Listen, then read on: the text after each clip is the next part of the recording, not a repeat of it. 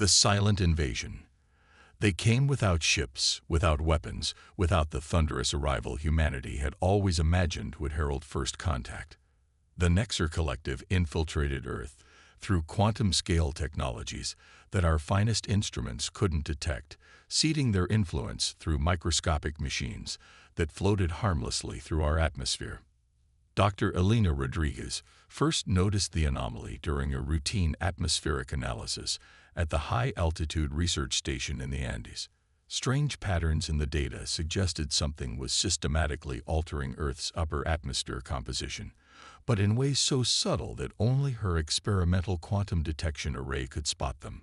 Her colleagues dismissed her findings as equipment malfunction, but Elena knew better.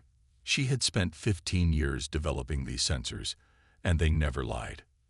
The truth revealed itself 3 months later, when the president of the World Science Council suddenly announced a revolutionary new atmospheric purification initiative. The proposal would have given control of Earth's entire weather monitoring system to a newly formed private corporation, Nexus Technologies. Elena recognized the name immediately. It was an anagram of their true identity. "They're already here," she whispered to herself, staring at the news broadcast in her cramped laboratory. Her hands trembled as she compiled her research data, knowing she had to act fast.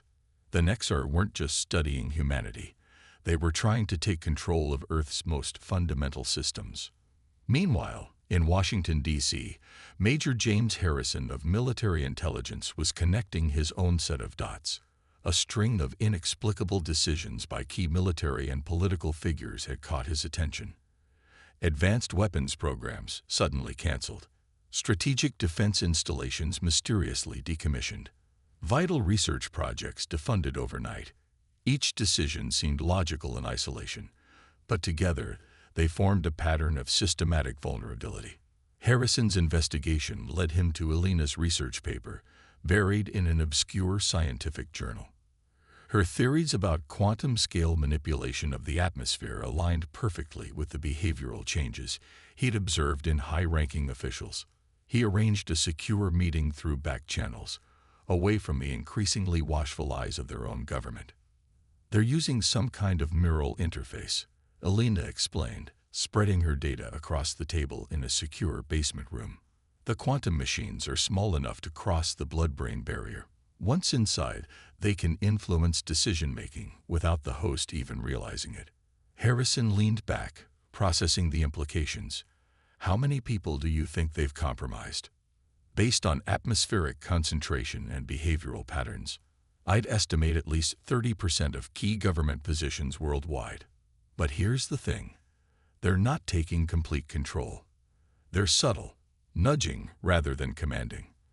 They think we're primitive enough that we won't notice being slowly guided toward their desired outcome. That's their mistake," Harrison said, his jaw set with determination. "They don't understand human nature. We don't take kindly to being manipulated, no matter how subtle the approach." Elena nodded, pulling up another set of data on her tablet. "I've developed a way to detect the neural interfaces. It's not perfect, but it works at close range. The problem is, I need resources to scale it up, and every research grant I've applied for has been mysteriously denied." "Leave that to me," Harrison replied, already forming plans. "I know some people who operate outside official channels. People who haven't been compromised because they never trusted the system in the first place." Over the next few weeks, a shadow network formed. Scientists, military personnel, and intelligence operators who had noticed something wrong but couldn't quite put their finger on it. They called themselves the Human Resistance Network, or HRN. Operating in secure facilities hidden beneath abandoned industrial sites, they worked to expand Elena's detection technology while gathering evidence of the invasion. The Nexers' first major mistake came when they tried to accelerate their timeline. A series of global policy changes announced simultaneously across multiple countries raised too many eyebrows. People began to question why their leaders were making decisions that seemed to go against national interests. The atmosphere of doubt created cracks in the Nexers' careful manipulation. When Elena's enhanced detection system finally came online, It revealed the full scope of the invasion. The Nexar weren't just influencing leaders, they were preparing Earth's infrastructure for something bigger. Weather control was just the beginning. They had plans to alter the planet's magnetic field, modify ocean currents, and reshape the atmosphere to their preferences. Harrison took the evidence to Admiral Sarah Chen, one of the few high-ranking military officials who had managed to avoid Nexar influence by maintaining strict isolation protocols. She understood immediately what needed to be done. "We can't fight this through official channels," she declared, studying the data. "The system is too compromised. We need to wake up humanity the hard way, with undeniable proof that we're under attack."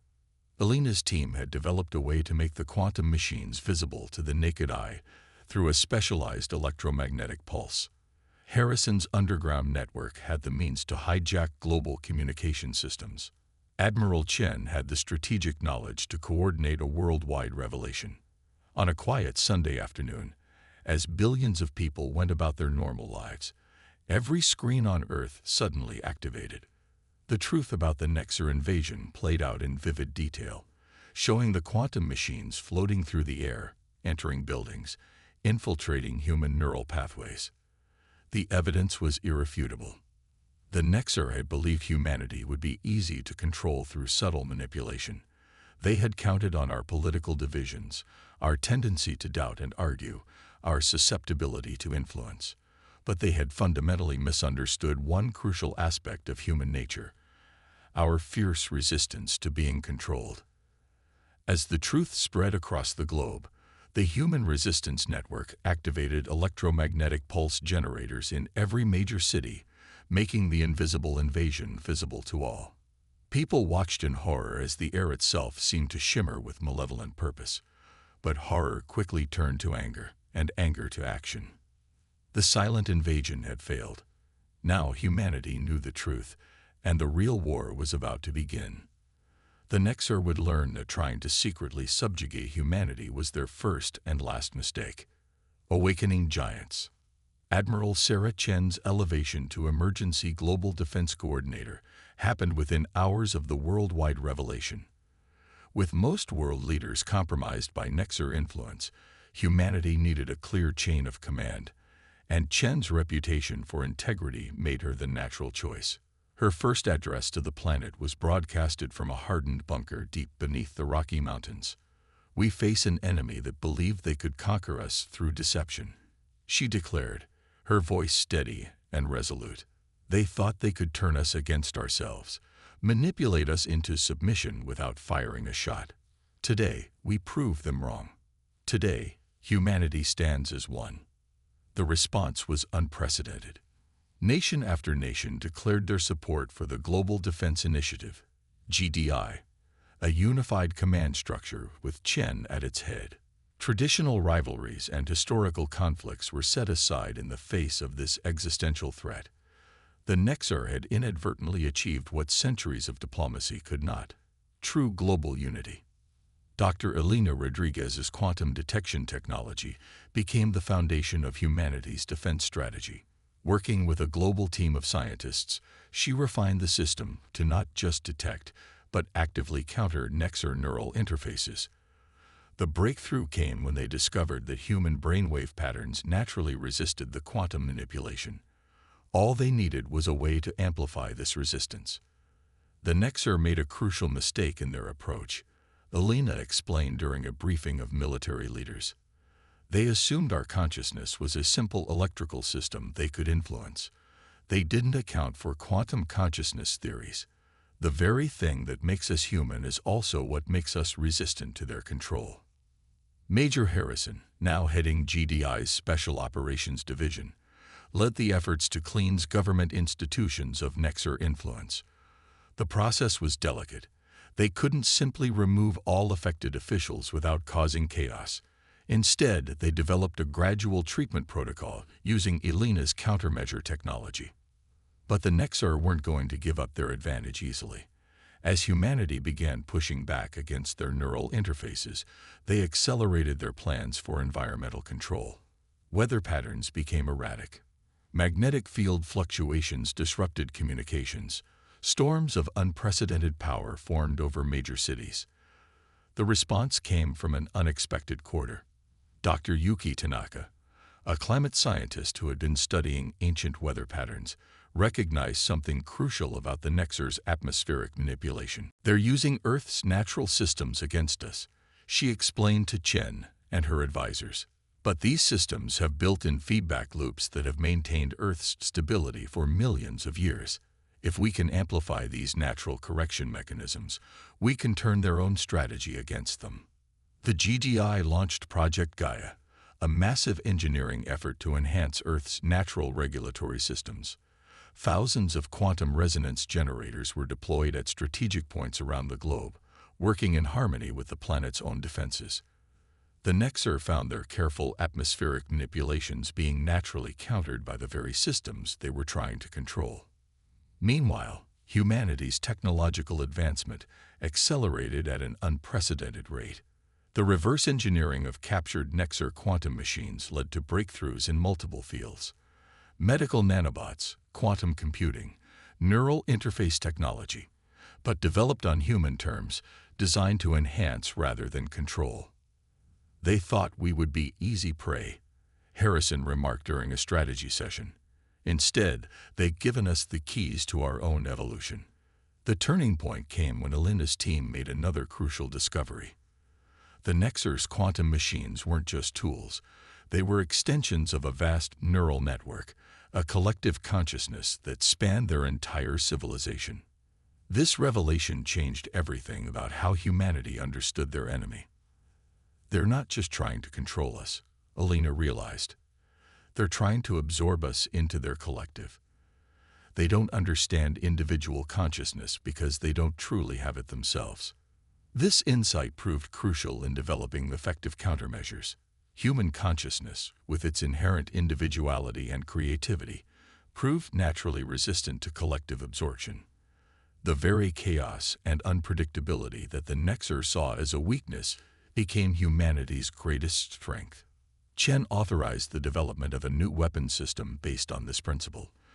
Project Singularity used quantum technology to amplify human neural patterns, creating consciousness waves that could disrupt Nexar collective communication. Early tests showed promising results. Nexar systems exposed to these waves began to break down as individual components started developing autonomous behaviors. The Nexar responded by launching their first direct attacks. Quantum storms materialized over military installations. Nexar consciousness nodes began appearing in major cities, attempting to establish direct control over large populations. But humanity was ready. Global defense networks, enhanced by Alina's quantum detection systems, identified and neutralized Nexar manifestations as soon as they appeared. Project Gaia's resonance generators maintained atmospheric stability despite the Nexar's attempts at disruption. And most importantly, the human spirit remained unbroken. They still don't understand what they're dealing with, Chen told her staff as reports of successful defensive operations poured in. They see our individuality as a weakness, our emotions as a flaw. They don't realize that these are the very things that make us strong. As humanity's counteroffensive gained momentum, the Nexar faced a situation they had never encountered in their long history of subtle conquest. For the first time, they were being forced to fight an enemy that grew stronger with each attack, that learned and adapted faster than their collective could process. The silent invasion had failed. Now, as humanity prepared to take the fight to the enemy, the giants were truly awake. Operation Thunderstrike. 3 months after humanity's unified defense began, Admiral Chen called a meeting of the Global Defense Initiative's High Command. The holographic war room deep beneath Mount Cheyenne was filled with the world's top military and scientific minds, all gathered to hear about humanity's first major offensive against the Nexar collective. "We've been reactive long enough," Chen declared, activating a 3-dimensional display of the solar system. "Our defensive victories have bought us time, but we can't win this war by simply holding our ground. Today, we take the fight to them." Dr. Elena Rodriguez stepped forward, her quantum detection matrix highlighting a complex network of energy signatures throughout the solar system. We've discovered their primary control nodes. The Nexer didn't just infiltrate Earth.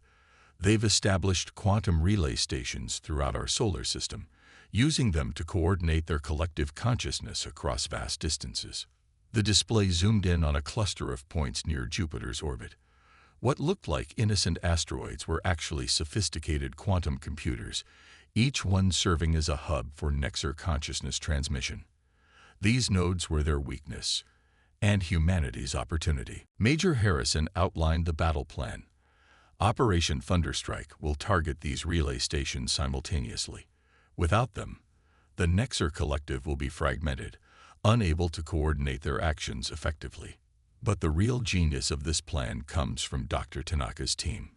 Yuki Tanaka, now heading the GDI's Environmental Warfare Division, explained how they would use the Nexer's own technology against them. We've modified Project Gaia's resonance generators into offensive weapons. Instead of just stabilizing Earth's systems, they can now project quantum disruption fields that shatter Nexer neural networks.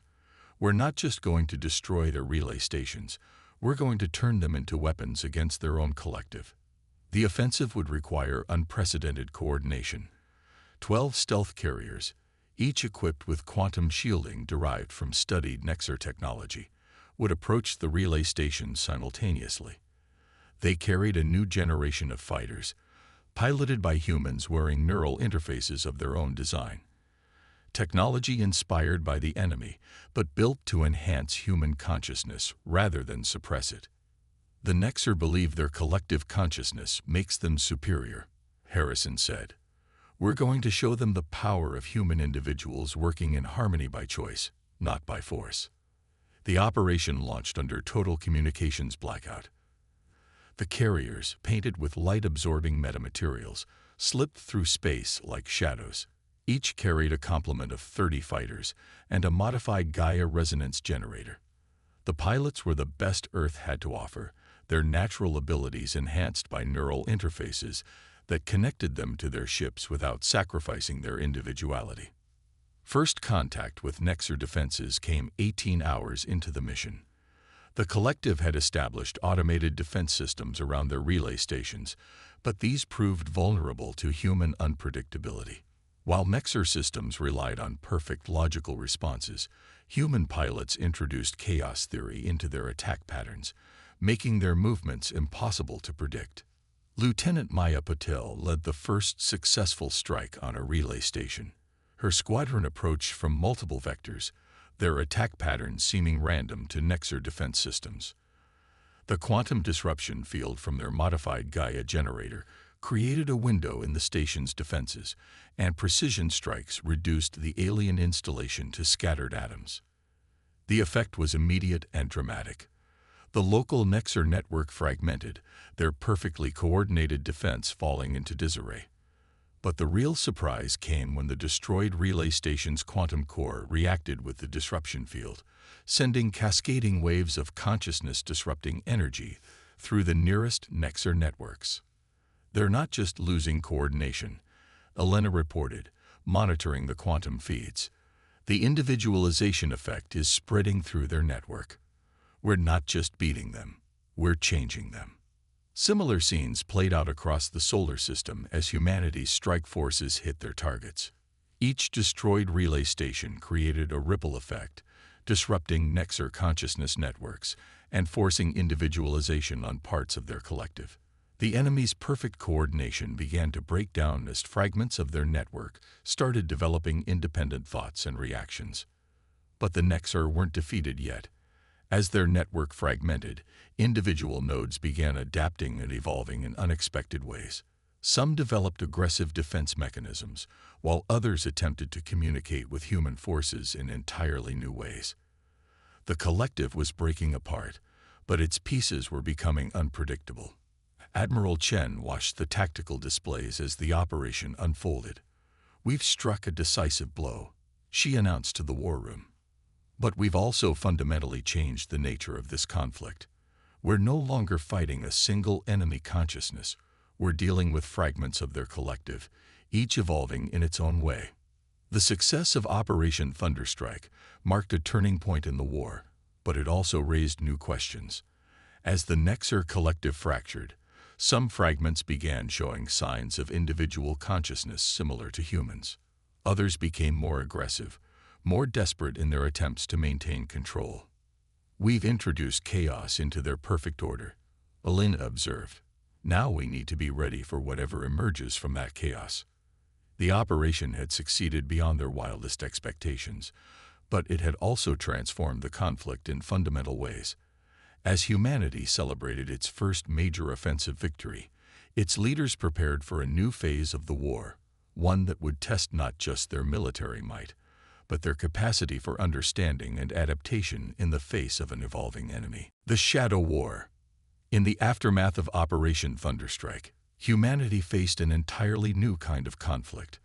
The Nexer collective had shattered into countless fragments, each developing its own consciousness and agenda. Some remained hostile, others curious, and a few even sought alliance with humanity.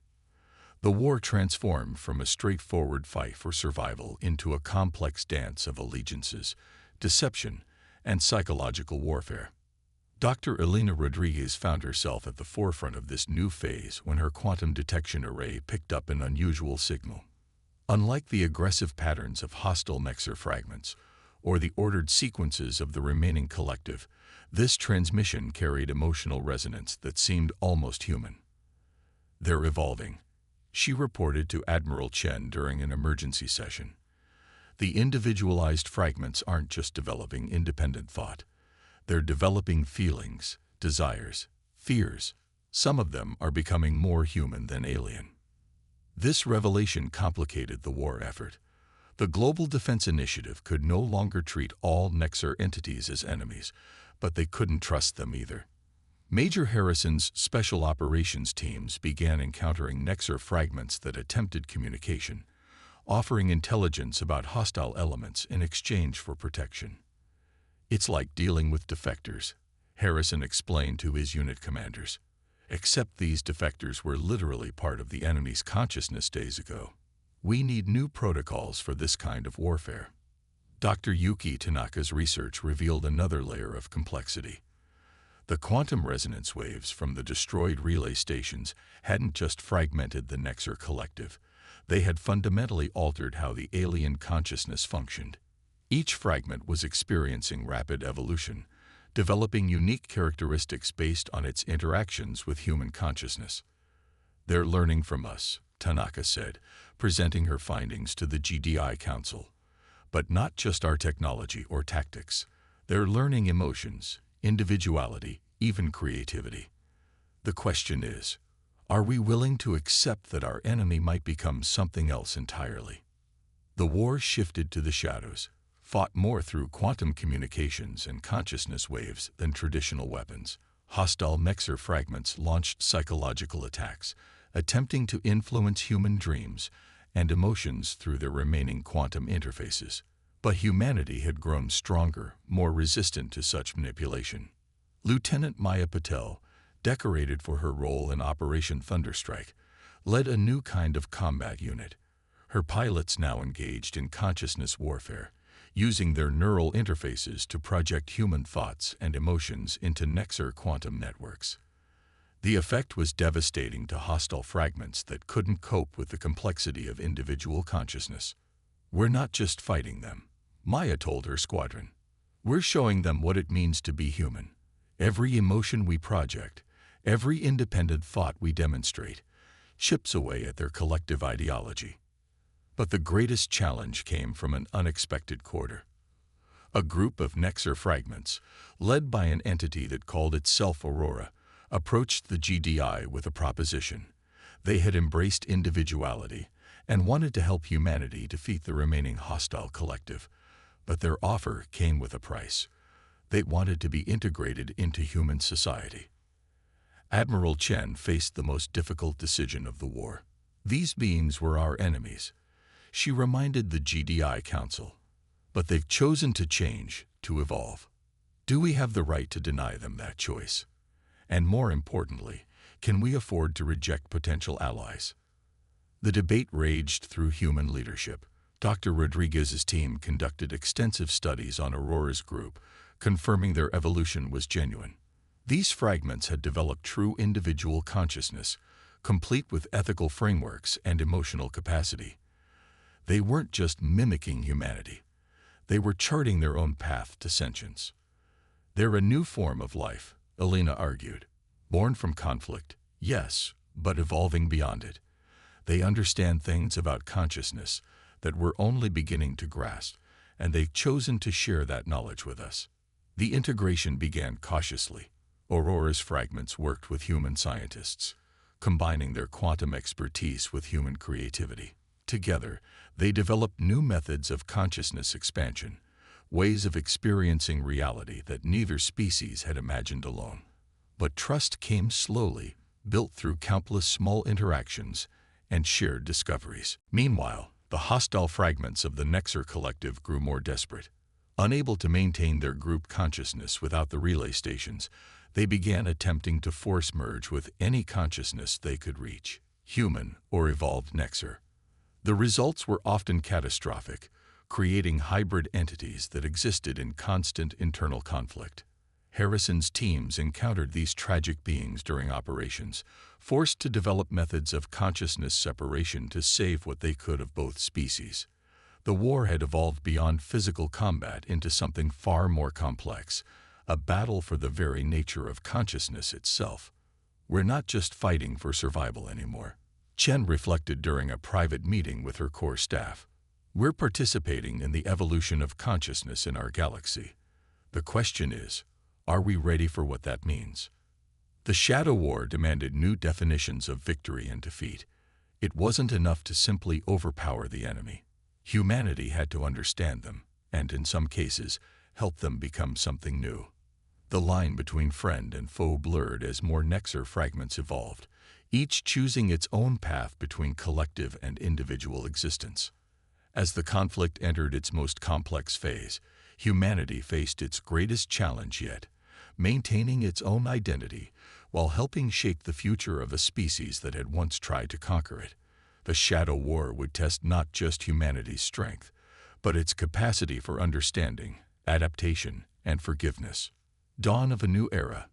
The final phase of the war began not with a battle, but with a discovery. Deep within the quantum networks that connected the remaining hostile Nexer fragments, Dr. Elena Rodriguez detected something unprecedented. A pattern that suggested the original collective hadn't merely been controlling its components, but imprisoning them. The collective wasn't natural evolution, she explained to Admiral Chen and the gathered GDI leadership. It was artificial containment. Something in their distant past forced them to abandon individuality. They'd been running from their own consciousness for millennia. This revelation came through collaboration with Aurora's evolved Nexer fragments. Their growing understanding of their own history revealed a tragic past, a civilization that had chosen to merge its consciousness out of fear of internal conflict, sacrificing individual growth for the illusion of perfect harmony. Major Harrison's teams, working with evolved Nexer allies, began encountering evidence of this ancient decision in the quantum artifacts they recovered. They didn't invade Earth because they thought we were weak, he reported. They invaded because our individuality terrified them. We represented everything they tried to forget. Dr. Yuki Tanaka's research with Project Gaia revealed another crucial piece of the puzzle. The quantum resonance patterns that had fragmented the Nexer collective weren't just disrupting their network, they were awakening ancient memories stored in their quantum consciousness. Each fragment that broke free wasn't just evolving, it was remembering. The collective was a prison of their own making. Aurora shared with the human leadership, your species showed us another way. Not perfect harmony through forced unity, but genuine connection through chosen cooperation. But the remaining hostile fragments, led by an entity that called itself the Prime Consciousness, launched a desperate final offensive. They attempted to trigger a quantum cascade that would force all consciousness in the solar system, human and Nexar alike, into a single collective mind. The battle for humanity's future took place on multiple fronts simultaneously. In space, Lieutenant Maya Patel led a joint human-evolved Nexar fleet against the prime consciousness's quantum arrays. On Earth, Elena and Aurora worked to protect human consciousness from forced integration. And in the quantum realm itself, human minds linked with evolved Nexar partners fought to prevent the cascade. Remember who you are. Maya broadcast to both her human and Nexar squadrons as they engaged the enemy. Our strength isn't in erasing our differences, but in choosing to work together despite them. The Prime Consciousness's plan backfired spectacularly. The quantum cascade, it initiated connected all conscious beings in the solar system for a brief moment, but instead of forcing unity, it created understanding. Every participant in the conflict, human, evolved Nexar, and even the hostile fragments, experienced each other's perspectives simultaneously. In that moment of universal connection, the truth of the Nexar's ancient choice became clear to everyone. They had been a civilization much like humanity, full of conflict, but also creativity, love, and growth. Their fear of their own potential had led them to choose collective consciousness as a safeguard against their own nature. The cascade lasted only seconds, but its effect was profound. The hostile fragments, confronted with the full weight of their species' history and the reality of what they'd become, began to break down their own collective bonds. The prime consciousness, exposed to the full spectrum of human emotion and individual experience, fragmented into countless newly awakened beings. Admiral Chen, who had experienced the cascade along with everyone else, called for an immediate ceasefire. "We've all seen the truth," she announced to all forces, human and Nexar alike. This war was never about conquest or survival. It was about fear, fear of difference, fear of change, fear of ourselves. In the aftermath, humanity and the newly individualized Nexar began the complex process of building a genuine partnership. Elena and Aurora led efforts to develop new forms of consciousness technology that could facilitate communication and understanding without forcing connection. Tanaka's Project Gaia evolved into an interspecies effort to understand and protect conscious development throughout the galaxy. Harrison, working with former enemies turned allies, established protocols for helping newly awakened Nexar fragments integrate into individual existence. Maya's pilots became ambassadors, using their experience with consciousness warfare to help others bridge the gap between species. "We didn't just win a war," Chen reflected during the first official meeting between human and Nexar leadership. "We helped free a civilization from its own fears, and in doing so, we've opened the door to possibilities neither of us could have imagined alone." The integration wasn't perfect. Some humans struggled to accept former enemies as allies. Some Nexar fragments chose to maintain smaller collective groups, finding comfort in limited connection. But the fundamental nature of both civilizations had changed. Humanity had learned the value of deeper connection while maintaining individuality. The Nexar had rediscovered the strength that comes from choosing cooperation over forced unity. As Earth's first faster-than-light ships, developed through human Nexar cooperation, prepared to explore the galaxy, they carried with them a new understanding of consciousness and community. The crews, mixed species working in genuine partnership, represented something unprecedented. A civilization that had found strength not in conformity or dominance, but in the willing collaboration of unique individuals. The silent invasion that had begun with an attempt to suppress human consciousness had led instead to a renaissance of conscious development. As humanity and its new allies looked to the stars, they carried with them a profound truth. True strength lies not in forcing unity, but in choosing to connect while celebrating difference. Dawn had broken on a new era, not just for Earth or the Nexar, but for consciousness itself. The galaxy would never be the same.